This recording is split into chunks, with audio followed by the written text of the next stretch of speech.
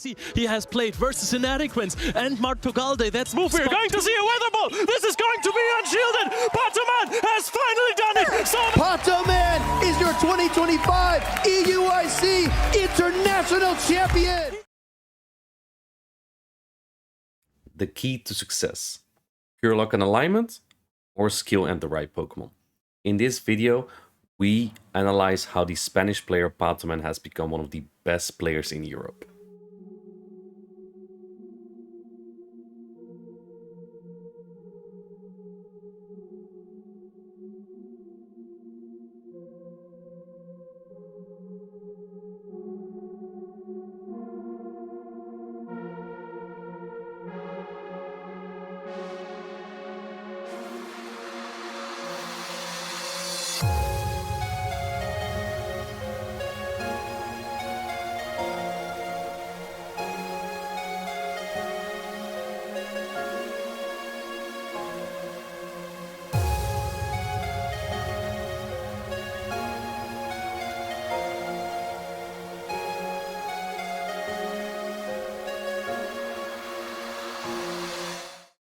It's the first time Tinkaton is allowed in this meta, and it will be top meta right away. How will players adapt?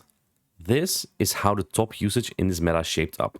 It's the meta to play or to target, and Pokémon had brought an excellent team to tackle this meta. Let's analyze how Pokémon dealt with this meta. The most popular ground type currently is Claydol, but Pokémon is using Gastrodon. Claydol is weak to Azumarill and Feraligatr, but Gastrodon negates these weaknesses with its water typing. It makes it a perfect core breaker for the combination of Azumarill, Drapion and Tinkaton. Gastrodon is extremely weak to Jumpluff, however, so Pokémon has brought Talonflame. Talonflame obliterates Tinkaton, Jumpluff and Alolan Sandslash and can fight back against soft losses like Azumarill, Cradily and Golisopod. With the usage of Dragon-type Pokemon at an all-time low, this core of Gastrodon and Talonflame is almost unbreakable. Azumarill and Lapras are still a bit iffy, however. How do we cover that?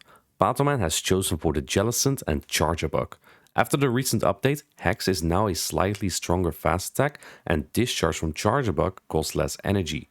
Jumpluff doesn't run Energy Ball anymore, so Jellicent is somewhat neutral against it now, even though Acrobatics still hits hard. Jellicent would also protect the team from Claydol, which otherwise can be a nuisance with its coverage in Rock Tomb. To finish it off, Pokémon has brought two more core breakers. Golisopod has neutral play against many Pokemon, but also protects the team further from fire and ground type Pokemon, Alolan Sandslash and Feraligatr. His own Tinkaton is the least exciting of them all, but is a valuable wall with the defensive steel typing to Pokemon like Jumpluff, Cradily and Furret. If you look at the end product, he only has two Pokemon that are in the top 12 usage chart, indicating that his team is rather spicy or off meta. It's also very balanced in offense and defense. On average, his team has approximately 1950 stat product.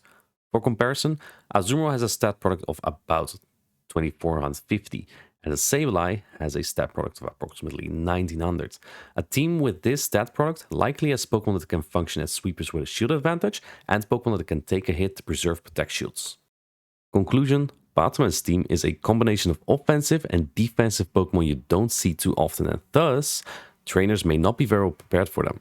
In the right hands, a team like this will make it almost definitely to Day 2 and possibly even further. Pokémon has shown before that off-meta Pokemon can really throw off opponents. When he first won Gdansk, he brought Shadow Alolan Ninetales, and at the Europe International Championship, he brought Shadow Walrein. Those were Pokemon pretty much no one else was using at the time. The pressure Pokémon puts on pays off immediately. His Day 1 opponent Christian underestimates how strong Golisopod is from Pokémon.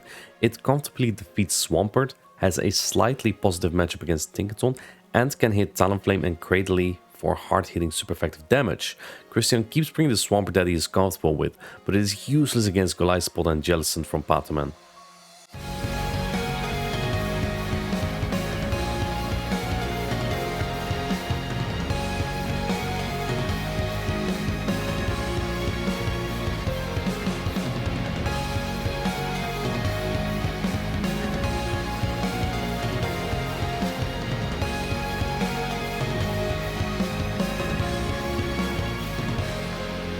Golisopod is not as spicy as it used to be, but this success is yet another showcase of a battler who's clearly comfortable with a specific Pokemon. On day 2, Golijspot continues to be strong for Patoman. It has positive matchups against Shadow Feraligatr and Shadow Annihilate from Marco Shiny, and it hits hard on Clodsire and Cradily. Drapion and Azumarill are counters, but Patoman has Gastrodon and Tinkaton as obnoxious core breaks for those. What makes Golijspot even better is simply how Patoman uses it. He leads Charjabug in game 1 and meets Shadow Feraligatr. Terrific! But imagine this was a Clodsire. The Golijspot save switch is strong because it would outpace Clodsire to a charge stack, meaning that his opponent would likely tend to switch out. However, with a Clodsire lead, it is unlikely to be Azumarill in the back, as this combination would be risky against a Jellicent or Gastrodon lead. It's also not going to be a Clodsire lead with Drapion in the back, because Marco Shiny then would instant lose to a Gastrodon lead. It's always possible alignment can go wrong, but this strategy from Patoman has a very high chance of turning the tables in case he faces a bad lead. Pace, bulk and debuffs are crucial. Marco Shiny tries to make a quick read on Patoman's gameplay by bringing Drapion and Cradily, but they're met by Tinkaton in game 2.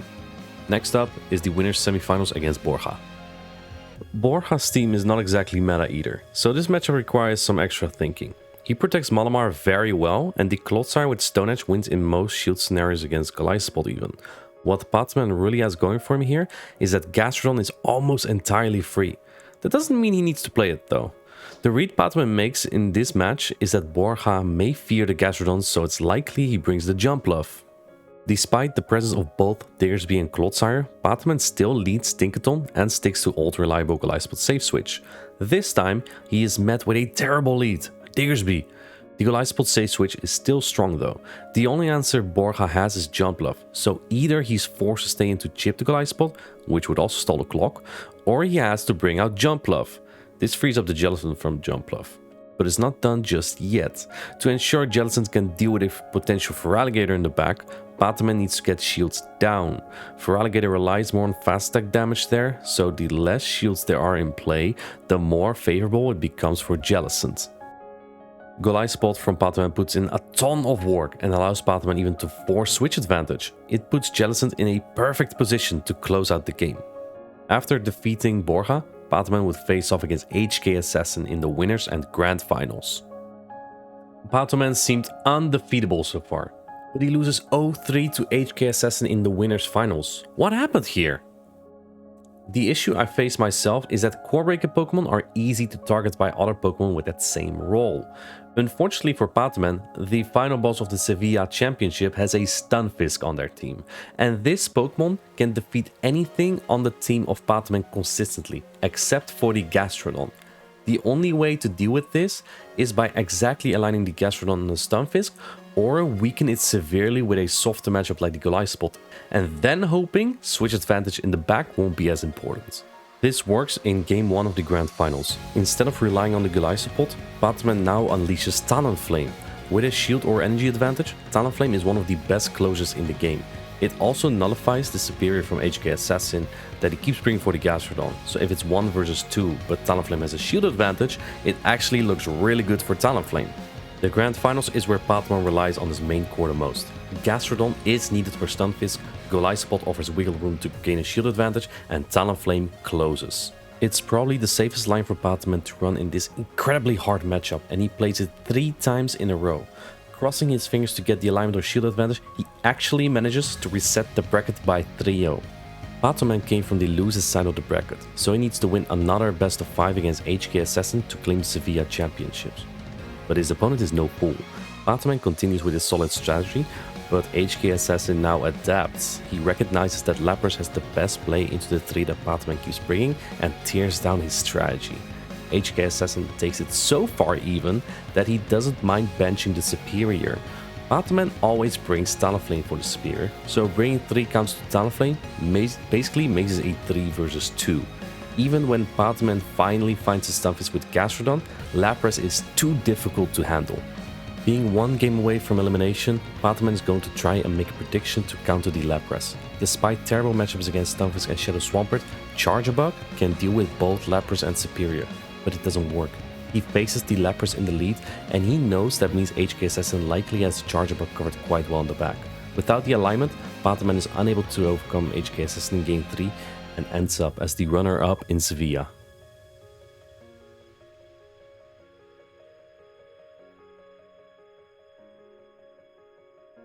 Our second place finalist, the runner-up of Sevilla 2025, is no stranger to winning. His vision for core-breaking potential Pokemon has brought him so far in many tournaments, including winning the Europe International Championship of this season. And now he again has gotten his hands on a medal here in Sevilla.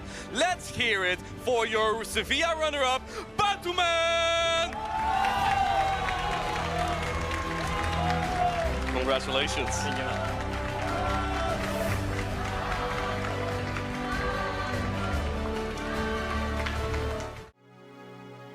It would have perfectly fit the storyline for Pokémon to continue his marvelous season with a victory in his home country, especially after reaching second place as well in Barcelona last season. But it wasn't meant to be. I felt that position of despair, attempting to make a bold read on your unpredictable opponent in what could be your final game of the tournament. That said, I'm also very happy for the humble HK Assassin to claim his first tournament win. And of course, bonus points to him to share the Jump of Hate and claim Superior to the best grass-type Pokemon instead. We'll see more of Pokémon at the NAIC, and both trainers will compete at the World Championships in Anaheim later in August. As for myself, I'll be competing in Utrecht in 2 weeks from now with a very special Pokemon. Drop a like, comment and subscribe if you like this video where I dissect the strategy of one of Europe's best Pokémon, and I'll see you in the next video.